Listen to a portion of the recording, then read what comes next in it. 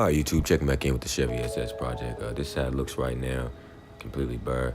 Just got pretty much the steering and suspension stuff underneath it right now. So I'm gonna get finished working on the engine so I can go ahead and get that installed and get my subframe up and sit it on jack stands for right now.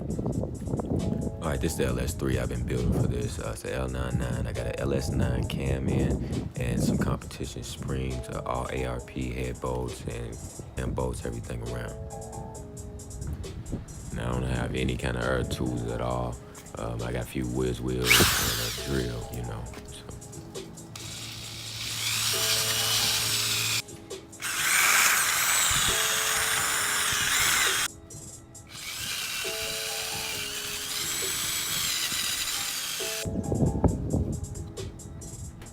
Man, I just noticed this bad pulley, so I'm gonna have to put one of these on the order sheet.